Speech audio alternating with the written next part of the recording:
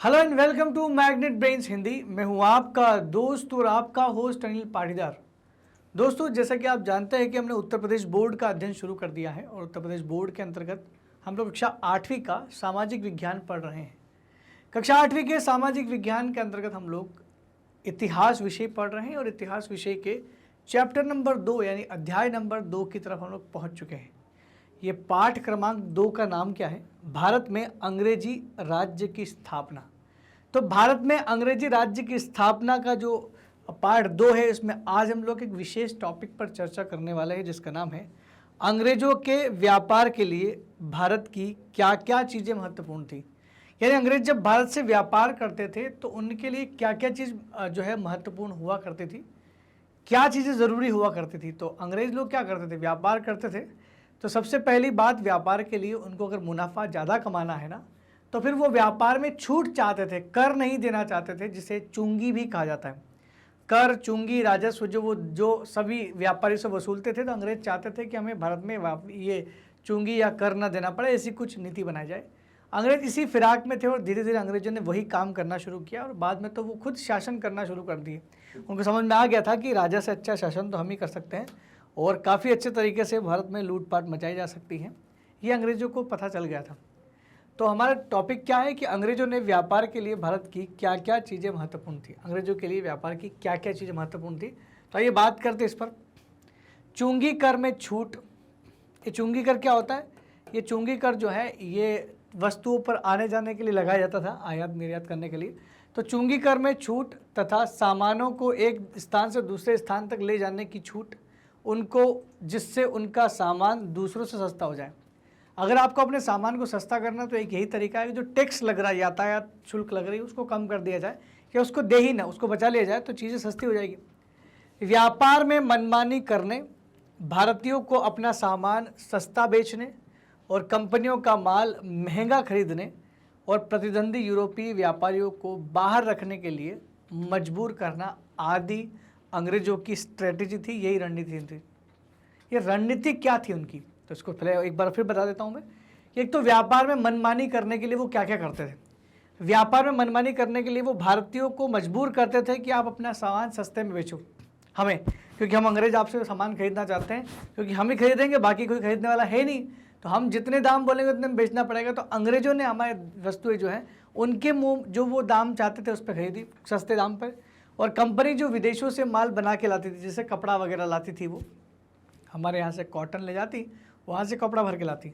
तो कपड़ा जो लाती थी मशीनों में बना हुआ, उस कपड़ों को यहाँ पर अब अच्छे खासे डिज़ाइन की लाती होगी तो काफ़ी महंगे दाम में बेचती। तो कंपनी का माल महंगा खरीदने कि आप कंपनी का माल महंगे में खरीदो, और प्रतिद्वंदी यूरोपीय शक्तियाँ जो दूसरे व्यापारी थे, जैसे फ्रांस के व्यापारी थे, जैसे पुर्तगाली लोग थे, डच लोग थे, ये दूसरे देश के व्यापारी जो थे, खुद यूरोपियन व्यापारी, इनसे प्रतिद्वंदिता मतलब ये इनके कॉम्पिटिटर थे, क्योंकि यही थे जो अंग्रेज़ों को जो है बराबरी, अंग्रेज़ों के बराबरी रखते थे। बाकी भारतीय लोगों में उतना वो नहीं था कि वो उसकी बराबरी कर पाए, क्योंकि हम लोग हाथ से बनाते थे वो चीज़ें, वहाँ पर मशीनें थी। उन सभी को बाहर रखने के लिए मजबूर होना पड़ा, क्योंकि युद्ध लड़े इसने अंग्रेज़ों ने पुर्तगालियों से युद्ध लड़के उनको बाहर किया। अंग्रेजों से कर्नाटक की युद्ध, फ्रेंच से युद्ध लड़के उनको भी बाहर किया। डच ऑलरेडी बाहर हो चुके थे, तो ये अपना कंपटीशन कम कर रहे थे। बंदरगाह जितने भी थे उनके पास में कीलाबंदी करते, जो बंदरगाह अंग्रेजों के हाथ में थे उन बंदरगाह के पास में कीलाबंदी करके अपने सोने चांदी से भरे भारतीय सिक्के ढलाने में की अनुमति ले रहे हैं। एक तो क्या कर रहे हैं कि बंदरगाह के आसपास किले बना रहे हैं। किले बनाने से क्या हो रहा है, अपने जो केंद्र है, व्यापारिक केंद्र, उसको ये सुरक्षित कर रहे हैं। जितनी भी चीज़ें बेचना या लाना है वो वहाँ पर लेकर रहती थी और उस फैक्ट्री को ये पूरा सिक्योर कर लेते थे। एक चीज़ तो ये। दूसरी ये कि भैया अपने जो सोने चांदी तो उनके पास काफ़ी थे, बाहर से लाते थे, ये अपने ही सिक्के ढलाने के लिए राजा से परमिशन ले लेते थे, छूट भी मिल जाती थी, राजा को कैसे न कैसे करके कन्विंस करते थे। पहले सिक्के ढालने का अधिकार केवल राजा को होता था, लेकिन अब ये अंग्रेज भी चाहते थे कि हमारे सिक्के भी ढलें। तो सिक्के ढलाने की अनुमति क्षेत्रीय उस आसपास का जो क्षेत्रीय शासक होता था, इसे क्षेत्रीय मत लिखना, क्षेत्रीय लिखना, क्षेत्रीय जो क्षेत्र का शासक होता है उससे उन्होंने प्राप्त की, ताकि आसानी से वो अपने सिक्के लॉन्च कर सके, ये अंग्रेज चाहते थे। ब्रिटिश कंपनी भारत में राजनीतिक सत्ता स्थापित करने के लिए चतुराई के साथ अपना राज्य आगे बढ़ाती रही। वो चाहती थी कि पूरे देश में राजनीतिक शासन जो है हासिल कर लिया जाए। बहुत सारे लोगों को लगता है कि ब्रिटिश सरकार केवल शासन करने के लिए आई, उद्देश्य से आई थी, इसलिए उसने व्यापार का बहाना किया। लेकिन मैं आपको बता दूं कि वो व्यापार करने के उद्देश्य से ही आई थी और अपने उसी व्यापार को और आगे बढ़ाने के लिए उन्हें शासन करने की जिम्मेदारी ली, क्योंकि उनका मेन काम प्रॉफिट कमाना ही था। उनने सोच लिया था कि अगर ये राजनीति भी मेरे हाथ में आ जाए या देश पूरा मेरे हाथ में आ जाए तो मैं जो चाहूँ वो चीज़ यहाँ से भेज सकता हूँ इंग्लैंड। उनका मेन काम ही व्यापार था और व्यापार का तरीका बदलना चाहते थे, इसलिए वो क्या करना चाह रहे थे, अपनी राजनीतिक सत्ता भी भारत में स्थापित करना चाह रहे थे। बड़े चतुराई से की। जो भी दो राजा लड़ते उन दो राजाओं में से एक राजा का साथ देते, फिर जो हारता उसका फिर साथ देते, तो उससे इसको हराया, इससे इसको हराया। आपस में लड़वाने का काम करते थे, फूट डालो और शासन करो की नीति थी। एक वक्त ऐसा है जब अंग्रेज भारत के राजाओं और नवाबों को हटाकर खुद नवाब बन गए, खुद शासन चलाने लगे। और ये समय कब आया? ये समय 1757 के प्लासी के युद्ध के बाद आना शुरू हुआ। और फिर क्या हुआ? फिर यही हुआ कि अंग्रेज खुद नवाब बन गए। अंग्रेजी शर्तों के अधीन क्षेत्रीय राजाओं का कोष खाली होता गया, क्योंकि अंग्रेजों की शर्तें कुछ ऐसी थी। अंग्रेज बोलते थे कि भाई हम अगर आपकी सेना, आपकी रक्षा करेंगे, आपके जहाज़ों की रक्षा करेंगे तो हमें पैसा चाहिए, जगह चाहिए, और वो राजस्व वसूली का अधिकार भी चाहिए। राजा ने बोला कि हमारी सेना को भी प्रशिक्षित कर दो, आपके पास तो हथियार और अच्छी प्रशिक्षण शैली है। हमने बोला हम आपके लोगों को बिल्कुल करेंगे। उनने, अंग्रेजों ने बोला कि हम राजाओं के सेनाओं को बिल्कुल उनको प्रशिक्षण देंगे, लेकिन हमें उसके एवज में बहुत पैसा चाहिए। तो ऐसे करते करते कुछ अन्य प्रलोभन के चक्कर में उसने राजा का कोष खाली कर दिया और राजा को बड़ी समस्या हुई। राजा को राजकाज करना और विकास कार्यों में करना मुश्किल हो गया था, क्योंकि पैसे नहीं है, देश दिवालिया हो रहा है। आमदनी जितने भी थी वो अंग्रेजों के हिस्से में जाती रही और खर्च की जिम्मेदारी राजा उठाते रहे। जैसे कि अगर आप बंगाल की बात कर ले तो बंगाल में क्या था? बंगाल में सिस्टम ये था कि उन्होंने 1757 के प्लासी के युद्ध के बाद दोहरे शासन की वहाँ पर नीति अपनाई। खासकर आप बक्सर का युद्ध भी पढ़ोगे, हमने लिखा भी था। तो उन्होंने बोला कि जितना भी पैसा वसूलना है वो हम वसूलेंगे, अंग्रेज वसूलेंगे, और जो काम काज करना है वो राजा करेगा। तो काम काज की जिम्मेदारी राजा के सर पर थोप दी और पैसा वसूलने की जिम्मेदारी किसके पास सौंप दी? अंग्रेजों के पास सौंप दी। इससे क्या हुआ? अंग्रेजों को तो खूब फायदा हुआ, लेकिन राजा की छवि खराब हो गई। राज्य में जनता की तकलीफ के लिए राजा जिम्मेदार ठहराया गया कि राजा ने कुछ नहीं किया, क्योंकि उसको विकास की जिम्मेदारी तो राजा के हाथ में है। लेकिन राजा विकास बिना पैसे के कैसे कर सकता? सारा धन तो अंग्रेज लेके चले गए।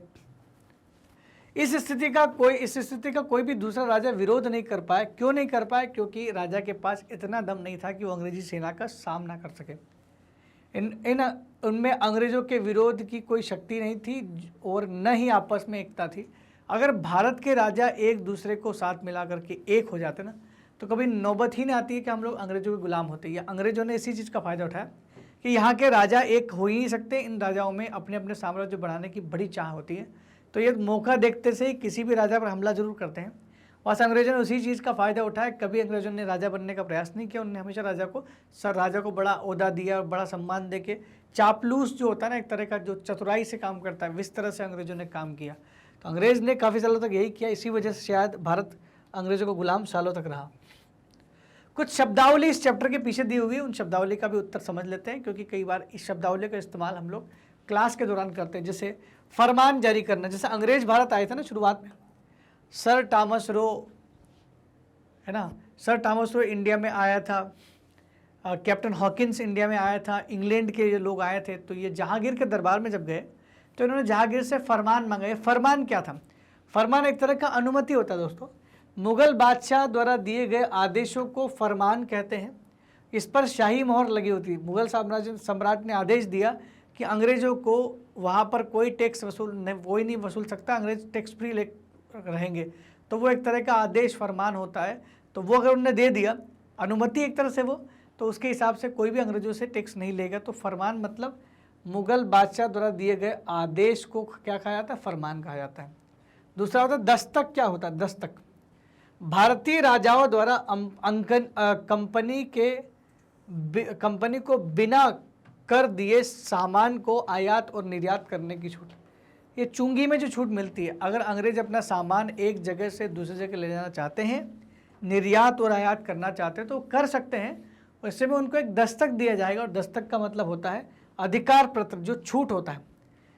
इसके लिए पास या दस्तक जारी करने का अधिकार कंपनी को मिला था। तो पास जो होता है, आजकल पास मिलता है ना कि आपको एंट्री के लिए पास चाहिए, आपको क्रिकेट मैदान में क्रिकेट मैच देखने गए तो आपका टिकट चाहिए, वो पास होता है। ऐसे कई बार जगह आप कई कुछ प्रोग्राम्स में जाना है तो उसके लिए स्पेशल पास चाहिए, वो पास आपने ले लिया। तो ये उस तरह का पास ही होता था एंट्री करने के लिए, उसको दस्तक कहा जाता था। और ये कंपनी को अधिकार मिल जाता था कि आपको कर नहीं देना है और आपका माल इधर से इधर गुजर जाएगा। तो इस प्रकार हम लोगों ने ये छोटा सा टॉपिक था जिसमें क्या क्या चीज़ें भारतीय की, क्या क्या चीज़ अंग्रेजों के लिए महत्वपूर्ण थी, व्यापार को लेकर ही सारी चीज़ें आसपास उसी के घूम रही थी, हमने पूरा यहाँ पर समझा। दोस्तों ये चैप्टर पूरा कंप्लीट हो चुका है और अब इस चैप्टर के कंप्लीट रिवीजन को भी हम लोग जल्द ही आपके सामने पेश करने वाले हैं। लेकिन जो भी वीडियो आपने देखे हैं, जो भी वीडियो आप लगातार यूपी बोर्ड के देख रहे हैं, ये वीडियो आपको हमारे YouTube channel magnet Brains Hindi में जाके मिल जाएंगे। प्लेलिस्ट में जाओगे तो आपको सारे ऑप्शन मिलते हैं। अगर आपको वहाँ नहीं मिल रहे तो घबराने की ज़रूरत नहीं है, आप हमारी वेबसाइट magnetbrains.com पर भी जा सकते हैं, जहाँ पर आपको मिलने वाले हैं बहुत सारे कोर्सेज, जिसमें आप यूपी बोर्ड, बिहार बोर्ड भी आराम से देख सकते हैं। मैग्नेट ब्रेन्स 2 या 3 वीडियो दिखाने के बाद ये नहीं बोलेगा कि आप हमारा सब्सक्रिप्शन ले लो, या कभी भी मैग्नेट ब्रेन्स ये नहीं बोलता है कि आप जो है कूपन कोड ले के हिसाब से आप कूपन कोड स्क्रैच कर लो वगैरह वगैरह। बहुत सारी स्कीम्स जो आती है वो हम लोग नहीं, उस पर प्रेफर नहीं करते। मैग्नेट ब्रेन्स हमेशा आपको free of cost video provide करता है और बहुत सारे कोर्सेज अवेलेबल हैं मैग्नेट ब्रेन्स की इस वेबसाइट पर, जिसका नाम है CBSE हिंदी और इंग्लिश मीडियम। NTSC ओलंपियाड की तैयारी करवाते हैं, CUET, IIT, JEE और नीट जैसी परीक्षाओं की तैयारी भी मैग्नेट ब्रेन्स बिल्कुल फ्री ऑफ कॉस्ट करवाता है। इसके अलावा यूपी और Bihar board, spoken English, bank, insurance, RRB, SSC, UPSC, जेब और केब जैसी परीक्षाओं की तैयारियां मैग्नेट ब्रेन्स के इस चैनल के माध्यम से फ्री ऑफ कॉस्ट कराई जा रही है। दोस्तों अगर आपको हमारे वीडियो बहुत अच्छे लग रहे हैं तो कृपया कमेंट सेक्शन में लिख के जरूर बताएं और साथ ही साथ हमारा चैनल को लाइक, शेयर और सब्सक्राइब करना बिल्कुल भी ना भूलें। तब तक के लिए दोस्तों धन्यवाद, थैंक यू वेरी मच।